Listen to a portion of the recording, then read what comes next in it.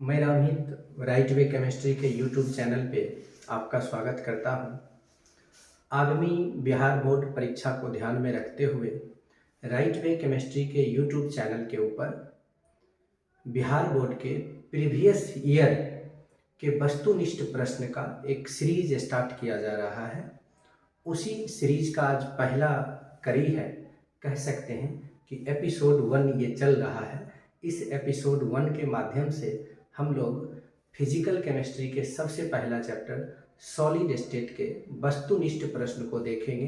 वैसे वस्तुनिष्ठ प्रश्न जो पिछले कुछ वर्षों में पूछे गए हैं, यहाँ पर जो वस्तुनिष्ठ प्रश्न आपको दिए जा रहे हैं वह सॉलिड स्टेट का वस्तुनिष्ठ प्रश्न 2009 से लेकर 2022 तक के एग्जामिनेशन में जितने भी क्वेश्चन पूछे गए हैं उस क्वेश्चन को लिखा गया है। इसके सॉल्यूशन को हम लोग डिस्कस करते हैं कि इसके कौन कौन से ऑप्शन सही होने वाले हैं।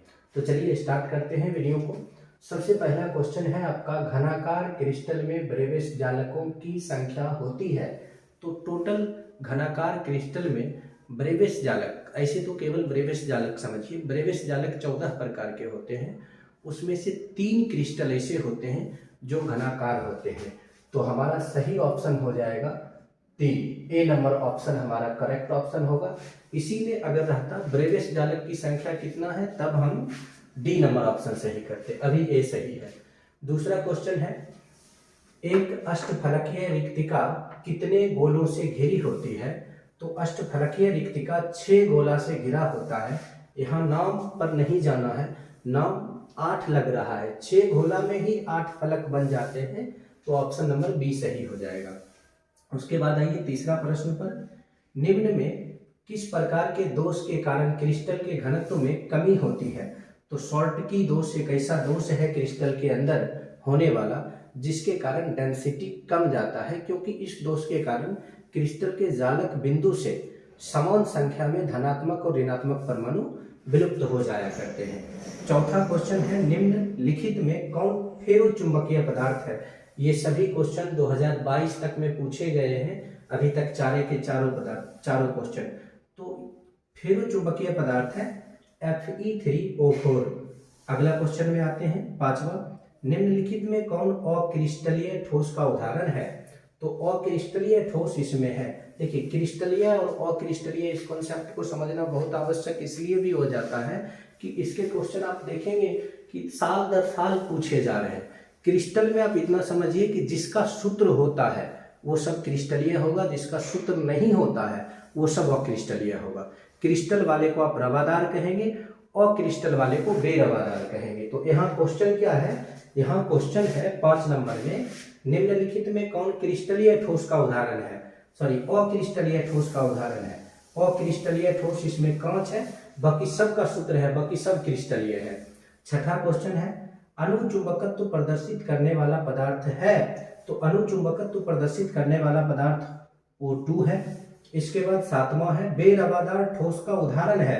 बेरवादार ठोस मतलब अक्रिस्टलीय ठोस, देखिए हीरा, ग्रेफाइट, ये दोनों कार्बन के अपरूप हैं, दोनों का निश्चित संरचना होता है।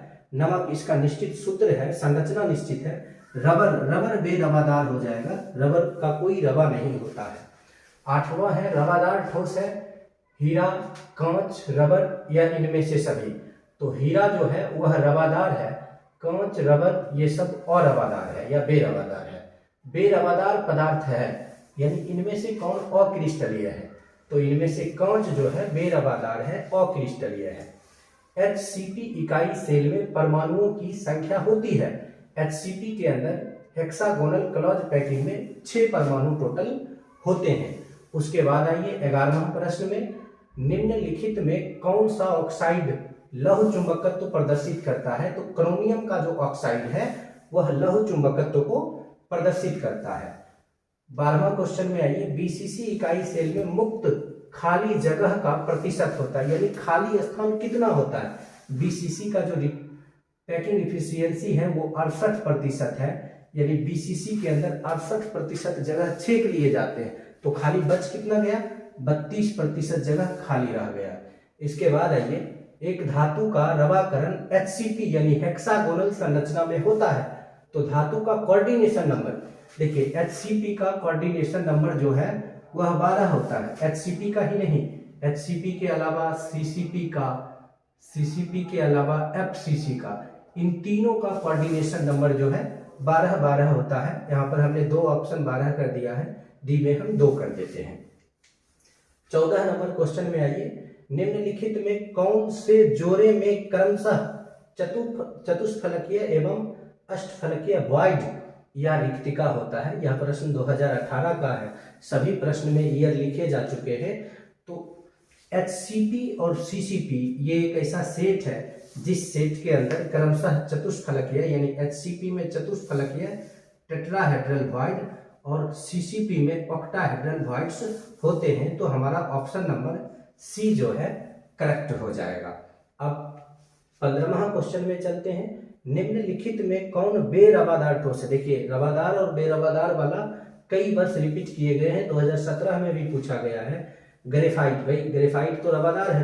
क्वार्टज ग्लास, क्वार्टज ग्लास, देखिए इसमें ग्लास लगा हुआ है, नाम समझिए। ग्लास जिस किसी में भी लग जाएगा वो सब का सब बेरवादार हो जाएगा। तो क्वार्टज ग्लास हमारा सही ऑप्शन होगा, बेरवादार ठोस है।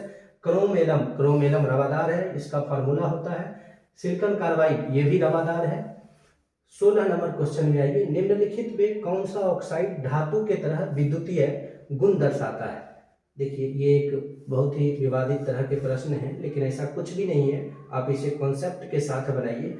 तो क्रोमियम ऑक्साइड जो है वह अपने विद्युतीय गुण को धातु के ऑक्साइड की तरह रिप्रेजेंट करते हैं। बहुत जगह आपको सिलिकॉन ऑक्साइड लिखा हुआ मिलेगा, लेकिन ये नहीं आपको टिक करना, आपको क्रोमियम ऑक्साइड की तरफ चलना है। रीजन के लिए आपको डिटेल्स में वीडियो देखना पड़ेगा। उसके बाद आइए, हीरे में कार्बन का संकरण, संकरण या प्रसंकरण। तो हीरा का संरचना जो है वो चतुष्फलकीय है, चतुष्फलकीय के एक ही टर्म बनते हैं sp3।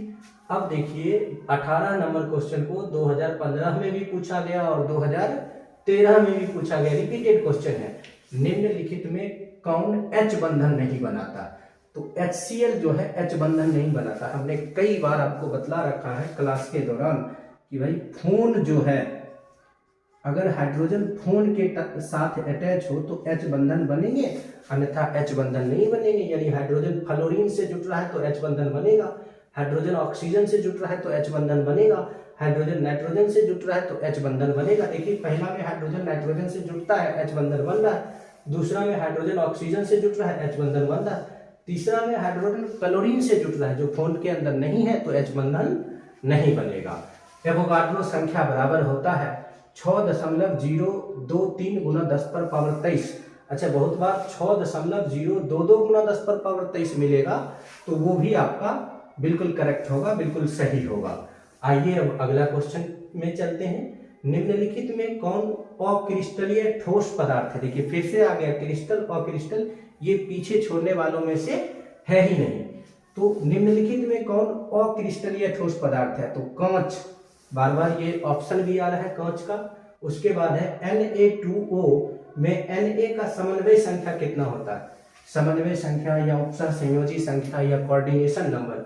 यहाँ एक कॉन्सेप्ट समझिए, AB2 के टर्म में ऐसे बेस में इस तरह के सामान्य टर्म में अगर फॉर्मूला दिया हुआ रहेगा तो जिसमें 2 लगा है इसका कोऑर्डिनेशन नंबर हमेशा 4 करना है, और जिसमें 2 नहीं लगा है उससे 2 गुना पार्टिकल से जुटा हुआ है तो 4 गुना 8 हो जाएगा। जैसे मान लीजिए इसमें हो गया A का 8 B का 4, अगर ऐसा रहता A2B रहता तो A का 4 हो जाता, B का 8 हो जाता। अभी क्या है, Na2O में Na जिसमें 2 लगा हुआ उसका पूछ रहा है तो उसको हम 4 कर देंगे। इसके अलावा 1-2 और कोऑर्डिनेशन नंबर आप ध्यान में रखिए। जैसे NaCl में सोडियम और क्लोरीन का कोऑर्डिनेशन नंबर का टर्म 6 होता है। सीजियम क्लोराइड में कोऑर्डिनेशन नंबर सीजियम का और क्लोरीन का 8 में होता है। ये था पिछले कुछ वर्षों का प्रीवियस क्वेश्चन जो 2009 से लेकर 2022 में सॉलिड स्टेट के अंदर पूछे गए हैं। आप चाहते हैं कि आपको प्रत्येक चैप्टर का ऑब्जेक्टिव क्वेश्चन ऐसे ही मिले, तो आप राइट वे केमिस्ट्री के यूट्यूब चैनल से जुड़िए और इसे ज़्यादा से ज़्यादा शेयर करिए। धन्यवाद।